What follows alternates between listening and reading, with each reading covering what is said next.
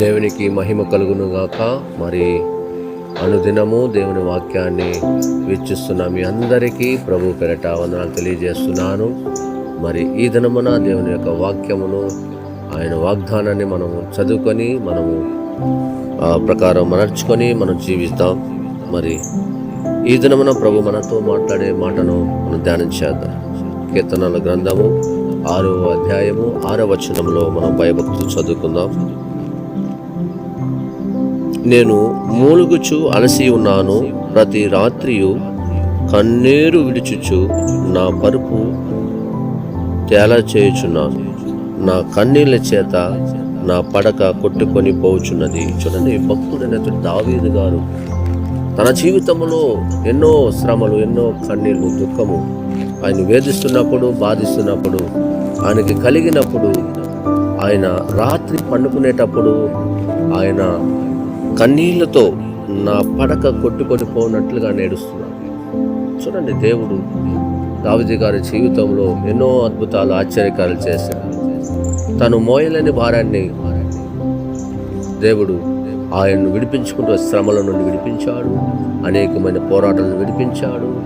వారు ఆయన కుటుంబంలో తన వారే చంపాలని, తన మామే చంపాలనుకున్నప్పుడు అరణ్యములో చక్కగా పోషించాడు దేవుడు. ఎంతగా ఆయన అలసి ఉన్నాడు, ఆయన మూలుగుతున్నాడు, ఆయన శ్రమ పడుతున్నాడు, ఆయన కష్టపడుతున్నారు.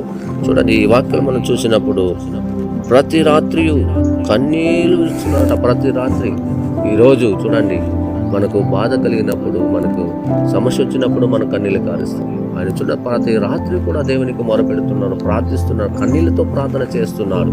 ఎలా ప్రార్థన చేస్తున్నాడంటే చూడండి, దేవుడు ఆయన కన్నీరు కారుస్తూ రాత్రంతా పడకలు కొట్టుకుని, ఆయన పడకలో ఉన్నటువంటి పరుపు అన్నీ కూడా తడిచికొని అది కొట్టుకొని పోయేంతగా కన్నీళ్ళతో ఆయన కన్నీరు కారుస్తుంది. ఈ దినమన, ఉదయకాల దినమన మనమందరం కూడా కన్నీళ్ళతో మనం ప్రార్థించినప్పుడు, కన్నీళ్ళతో మనం మొరపెట్టినప్పుడు, కన్నీళ్ళతో మనం దేవునికి మొరపెట్టినప్పుడు నిశ్చయముగా నీ ప్రార్థన వింటాడు, మన ప్రార్థన వింటాడు.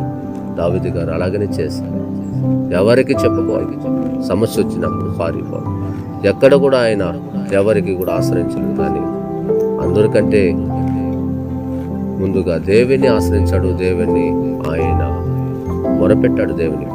కనుక ఈ మాటలు నీవు నేను కూడా మనకు కలిగే శ్రమల నుండి, మనకు కలిగే పరిస్థితుల నుండి మనము ఎప్పుడూ కూడా మనము అధైర్యపడకుండా ధైర్యముతో మనం కన్నీళ్ళు కార్చి, ఎందుకు కన్నీళ్ళు కార్చనంటే అక్కడ చూడండి, ఆయనకు కలిగినటువంటి శ్రమలు కన్నీళ్ళ చేత నా పడక కొట్టుకొని పోచున్నది. కాబట్టి యెహోవా నా రోదన ధ్వని విని ఉన్నాడు. దాని కింద వచ్చిన మనం చూసినప్పుడు ఆయన రోదన ధ్వని దేవుడు విని ఆయన కన్నీళ్లను తుడిచాడు, ఆయనకున్న శ్రమను తొలగించాడు, ఆయనకున్న పరిస్థితులు దేవుడు మార్చుకుంటూ వచ్చాడు. ఎప్పుడైతే ఆయన శ్రమ పడ్డాడో, కన్నీళ్ళు కార్చాడో, తనంతర ప్రభుని దేవుని ఎప్పుడైతే వెతికాడో అప్పుడు దేవుడు ఆయన కన్నీళ్లు చూశాడు, ఆయన నీతిని ఆయన యథార్థాన్ని చూసినప్పుడు, తన మనస్సును చూసినప్పుడు దేవుడు ఆయనకి ఒక సింహాసనాన్ని ఇచ్చాడు, రాజుగా చేశాడు. ఈరోజు నీవు కూడా కన్నీళ్లు చెందుతున్నప్పుడు, దుఃఖపడుతున్నప్పుడు నీవు ప్రభుకి మొరపెట్టాలి, దేవునికి మొరపెట్టాలి. మనుషుల దగ్గర నువ్వు కన్నీళ్ళు కారిస్తే వ్యర్థం. అది నా దేవుని దగ్గర మొరపెడితే ఆయన కన్నీళ్లకు నీకు సంతోషాన్ని ఇవ్వగలడు, సమాధానం ఇవ్వగలడు, నీ సమస్యను తీర్చగలడు. ఈ మాటలు వింటున్నా, నీ జీవితంలో కన్నీళ్లతో బాధపడుతున్నావేమో. ఈరోజు ఈ దినమున నువ్వు అనేకమైనటువంటి సమస్యల ద్వారా, అనేకమైనటువంటి పరిస్థితుల ద్వారా నువ్వు వెళ్తున్నట్లయితే, కన్నీళ్లు కారుస్తున్నట్టే, అది ప్రభుకు అప్పగించు. ప్రభు దగ్గర కన్నీరు కాచు, ప్రభు సన్నిధిలో కన్ను కాచు. ప్రభుని కన్నీటిని నాట్యంగా మార్చగలడు, సంతోషంగా మార్చగలడు. నమ్ముతావా ఈ మాటను? కాబట్టి ఈ మాటలు ఏంటంటే, నీ జీవితంలో సంతోషాన్ని చూడాలన్నా, సమాధానం పొందుకోవాలన్నా, ఆరోగ్యాన్ని పొందుకోవాలన్నా, ఏది పొందుకోవాలన్నా కానీ నువ్వు కన్నీళ్లతో దేవుని పాదాలు తడిపినప్పుడు, దేవుని వాక్యాన్ని నువ్వు హృదయాన్ని తెచ్చుకున్నప్పుడు నిశ్చయముగా నీవు సంతోషాన్ని దేవుడు అనుగ్రహిస్తాడు.